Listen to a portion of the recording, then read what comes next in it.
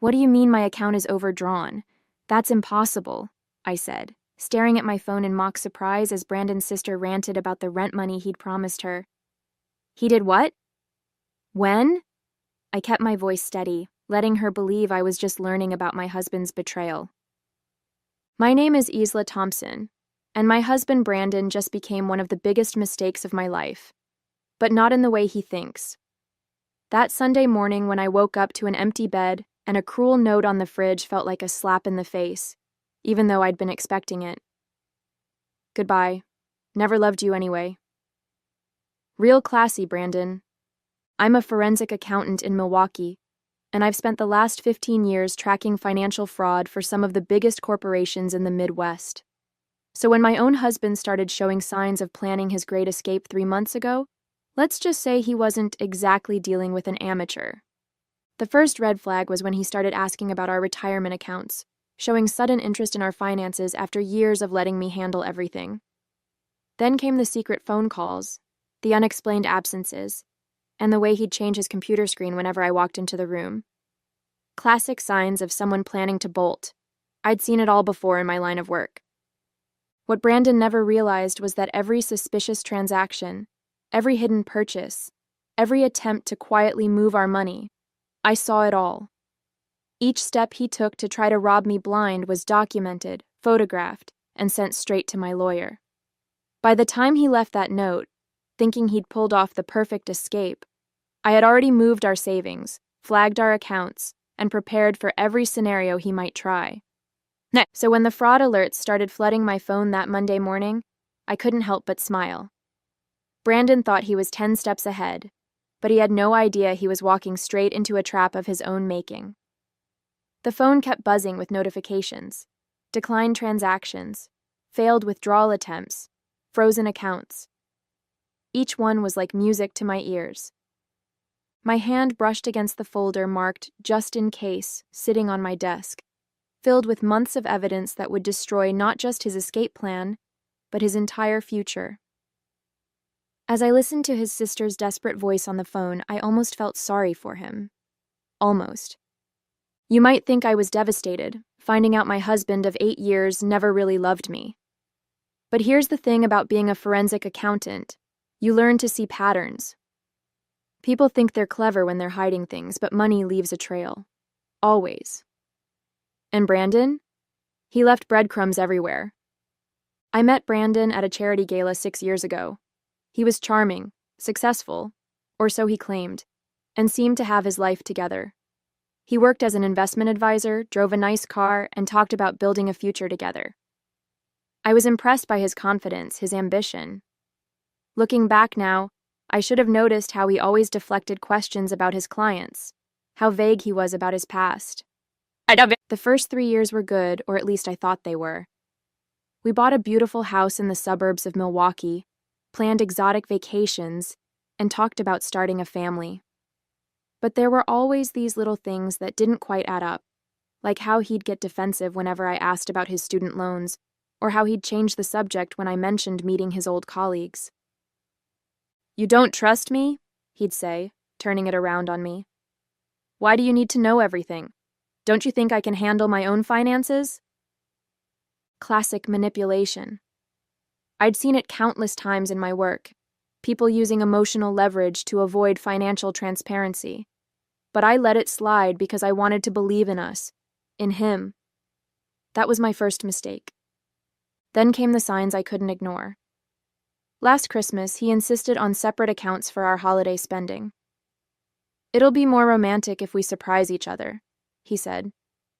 But I noticed the credit card statements he thought he'd hidden, showing purchases at high-end jewelry stores, jewelry I never received. The weekend business trips that didn't match any conferences I could find. The mysterious calls from numbers that always went straight to voicemail when I was around. Most wives might have confronted their husbands immediately, but I'm not most wives. Instead, I started pulling bank statements, tracking transactions, and building a case.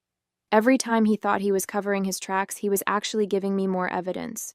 I watched as he slowly tried to drain our accounts, thinking I was oblivious to it all. "You're working late again?" he'd ask, feigning concern while I sat at my computer. Just catching up on some cases, I'd reply, not mentioning that the case I was working on was his. The breaking point came 3 weeks ago. I was working late, actually late this time, when my colleague Susan rushed to my desk. Her face was pale, and she was clutching her phone like it might bite her. "Isla, you need to see this," she said, her voice shaking. "I was reviewing the Thompson case files when I found something. It's about Brandon." My stomach dropped as I looked at her screen. There it was, Brandon's name, linked to a series of suspicious transactions we were investigating. Not as a witness or a victim, but as a person of interest. The same patterns I'd been tracking in our personal accounts were showing up in his professional dealings. He wasn't just planning to leave me. He was running from something much bigger. "There's more," Susan whispered, scrolling through the documents. "He's been named in 3 other fraud investigations. Different states, different names, but the same MO. He finds successful women, marries them, then disappears with their money. The last one was in Phoenix, just before he moved to Milwaukee." The pieces started falling into place. The charm, the secrecy, the sudden interest in our finances, it was all part of his pattern. I wasn't his wife, I was his next target. And he had no idea that his latest mark was someone who specialized in catching people exactly like him. That night, I sat in our kitchen until dawn, going through everything with fresh eyes. The loving husband act, the careful manipulation, the way he'd slowly tried to isolate me from my friends and family. It was all so clear now. I found myself laughing, not because it was funny, but because of the sheer irony. He'd picked the wrong woman to con. I spent the next 3 weeks preparing. Every morning, I'd kiss him goodbye like nothing was wrong. Every night, I'd listen to his lies about work while documenting every suspicious transaction. I moved our savings, contacted the FBI's Financial Crimes Unit, and gathered evidence that would not only protect me, but help his previous victims. "You seem different lately," he said one night, studying my face. "Is everything okay?" I smiled, thinking about the trap I'd set, about how his own arrogance would be his downfall. "Just tired from work," I replied. "You know how it gets this time of year." He nodded sympathetically, probably thinking I was working hard to earn more money for him to steal. If he'd paid more attention, he might have noticed the gleam in my eye, the one that said I knew exactly what he was planning. But con men like Brandon never think they'll be the ones getting conned. And that's the thing about people who make a living betraying others. They never expect to be the ones getting played. The morning after Brandon disappeared, his plan started unfolding exactly as he'd expected. The first call came from our bank. Unusual activity, multiple withdrawal attempts, credit cards maxed out. The second was from his sister Kelly, hysterical about the money he'd borrowed. The third was from a woman named Rachel Clark in Phoenix, asking if I knew where her husband was. Her husband. The words hit me like a bucket of ice water. "I'm sorry, what did you say?" I gripped my phone tighter, sitting down at my kitchen table. "Brandon Murphy. He's still legally my husband," Rachel explained, her voice tight with anger. "He disappeared with my savings 3 years ago. I've been tracking him ever since." I smiled despite myself. "Actually, here he went by Brandon Thompson.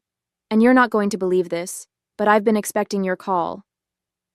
Over the next hour, Rachel and I compared notes. Same charming smile, same investment advisor story, same pattern of slowly draining accounts before disappearing. But this time, there was one crucial difference. Me. "I've gathered enough evidence to bring him down," I told her, "but I need your help to catch him." That's when my phone buzzed with a text from Brandon. "I'm sorry, can we talk? Just one last time?" Perfect. He was following the pattern I'd discovered in Rachel's case, reaching out after the initial disappearance, trying to manipulate his way into one last chance to access any remaining funds. I showed the text to my lawyer, who was already preparing our counterattack. "Let's set the trap," she said, her eyes gleaming. I agreed to meet Brandon at a coffee shop downtown. When I arrived, he was already there, looking appropriately remorseful. His eyes were red, his clothes slightly rumpled, the perfect picture of a man who'd made a terrible mistake. "Isla, I'm so sorry," he began, reaching for my hand across the table. "I've been going through some things, dealing with some bad investments. I panicked." I pulled my hand away, playing my part perfectly. "How much trouble are you in, Brandon?" His eyes lit up. Just a flicker, but I caught it. He thought I was falling for it. "About $200,000, but I have a plan to fix everything. I just need access to our emergency fund." I pretended to consider it, watching him squirm. "The emergency fund, right. The one you tried to empty yesterday?" His face fell for just a second before he recovered. "That was a mistake. I wasn't thinking clearly. But if you help me now, I promise—" To what? To disappear again? Or to stick around long enough to drain my accounts like you did to Rachel in Phoenix? The color drained from his face. For the first time since I'd known him, Brandon Thompson, or Murphy, or whatever his real name was, looked genuinely shocked. "You know, the funny thing is," I continued, sliding a folder across the table, "if you'd done your research, you might have realized that stealing from a forensic accountant wasn't your smartest move." Just then, 2 FBI agents approached our table. I stood up, straightening my jacket. "Oh, and Brandon? You might want to call a lawyer. A good one." As Brandon was being led away by the FBI agents, my phone lit up with a call from Susan. Her timing couldn't have been better. "We've got him," she said, her voice triumphant. "The team just finished analyzing those offshore accounts you flagged. Brandon isn't just running a marriage con. He's been operating a massive Ponzi scheme. We're looking at fraud in the millions." I watched through the coffee shop window as Brandon was placed in a federal vehicle. He looked small now, nothing like the confident man who thought he'd outsmarted me. "How many victims?" I asked, already knowing the answer would be ugly. 23 so far, spanning 5 states. 12 marriages, all to successful women in finance. But here's the kicker. He was planning something bigger. We found evidence of a new investment firm he was setting up. He was going to use your credentials and reputation to lure in high-net-worth clients. I thought about all those late nights when he'd ask about my cases, showing sudden interest in my work. He wasn't being supportive. He was gathering information, planning to exploit my professional reputation for his biggest scam yet. "The irony," I said, "is that if he hadn't gotten greedy, if he'd just stuck to his usual marriage scam, he might have gotten away again, but he just had to go bigger." "That's not even the best part," Susan continued. "Remember that country club membership he insisted on last year? Turns out he was using it to meet his next target, Caroline Mitchell, the hedge fund manager. He was already laying the groundwork for his next disappearing act." I recalled all the Sunday golf games, the late-night networking events. While he was playing the devoted husband at home, he was setting up his next victim. But Caroline Mitchell wasn't just any hedge fund manager. She was one of my closest friends, and she'd been working with me to document Brandon's every move for months. "Let me guess," I said. "Caroline gave you access to all their private conversations?" "Every email, every text, every recorded conversation in the club lounge. He literally handed us a blueprint of his entire operation while trying to seduce her. The guy practically wrote our case for us." I couldn't help but laugh. Brandon had spent months meticulously planning his exit, thinking he was the smartest person in the room. Meanwhile, every person he thought he was manipulating had been working together, building an airtight case against him. "Have you heard from his sister Kelly?" I asked, thinking about her frantic call this morning. "That's another interesting thread," Susan replied. "Turns out she's not his sister at all. She's an accomplice. They've been running this scam together for years. She plays the desperate sister to explain why he needs to borrow money urgently right before he disappears. She's being picked up in Chicago as we speak." I sat back in my chair, taking it all in. The scope of Brandon's deception was breathtaking, but so was his blindness. He'd been so focused on maintaining his lies that he never noticed the trap closing around him. "One more thing," Susan added. "We found his real identity.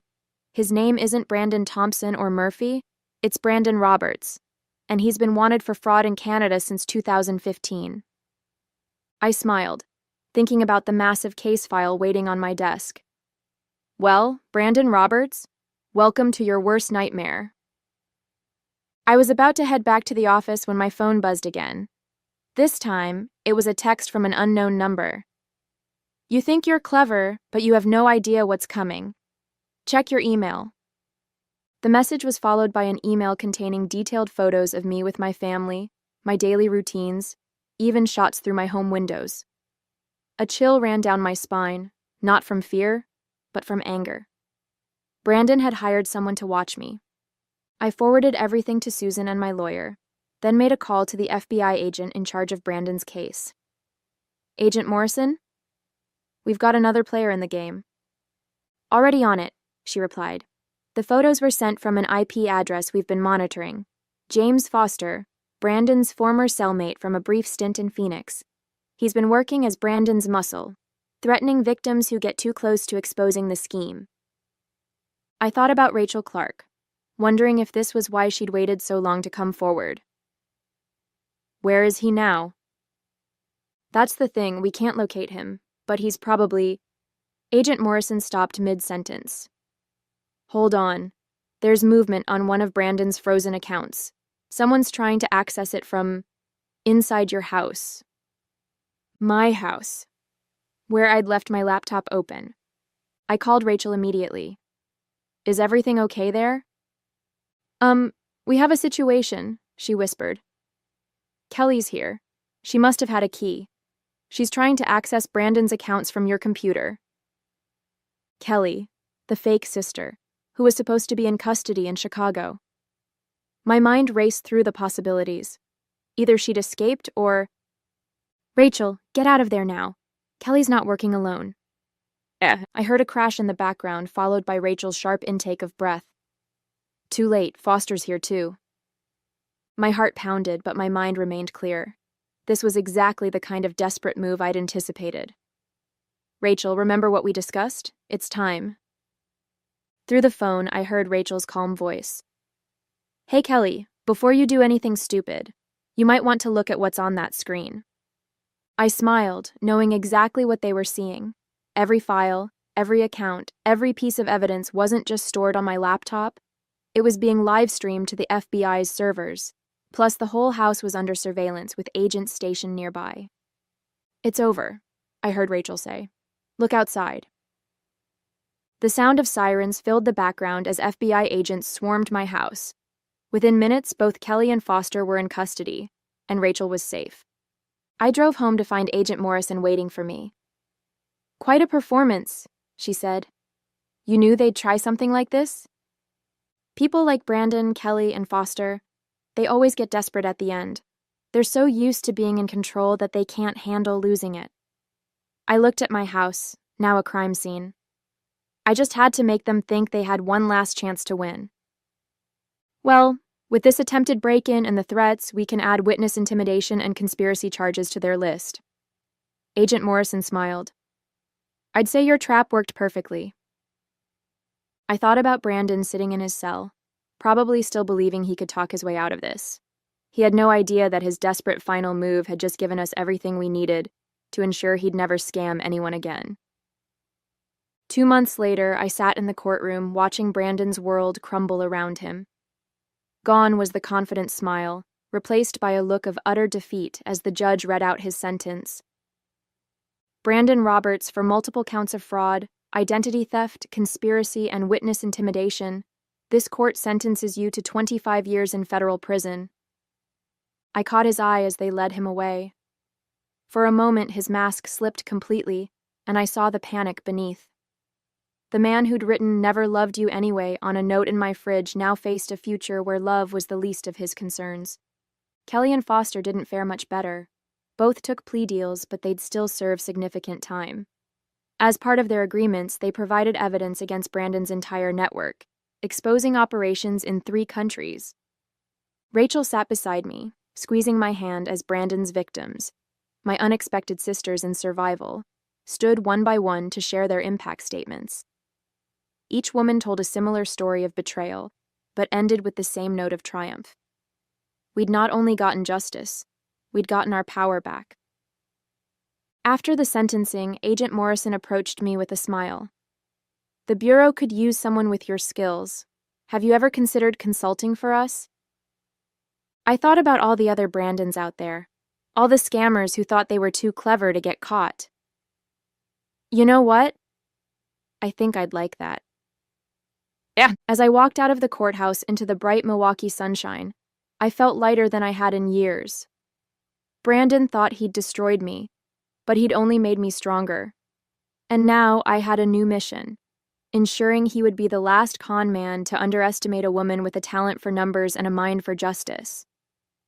6 months after Brandon's sentencing, I stood at a podium in a packed conference room at the FBI's Financial Crimes Division in Milwaukee. Behind me was a presentation detailing what they now called the Thompson case, though that wasn't his real name or mine anymore. I'd taken back my maiden name, wanting nothing to do with any of Brandon's aliases. The modern con artist doesn't use a gun, I told the room full of agents and analysts. They use trust, manipulation, and technology. But they all leave a trail. You just have to know where to look. The program I'd developed with the FBI was already showing results. 3 major romance scam rings had been busted in the past month alone. Rachel had become one of our most valuable consultants, her experience helping us understand how these predators chose their targets. After the presentation, I checked my phone to find a message from Susan. Another victim of Brandon's had been located in Vancouver. Unlike the rest of us, she'd lost everything: her house, her savings, her business. But this time, we could help her recover what was stolen. The forensic team had finally cracked Brandon's encrypted files, revealing accounts he'd hidden all over the world. I thought about that Sunday morning when I'd found his note, how he'd tried to break me with 5 cruel words. Instead, he'd given me a gift, the chance to help others fight back against people like him. My new apartment overlooked Lake Michigan, and as I sat on my balcony that evening, I smiled at the irony. Brandon had spent his life taking things from strong women, but in the end, he'd inadvertently created something powerful. A network of survivors turned warriors, all dedicated to taking down men like him.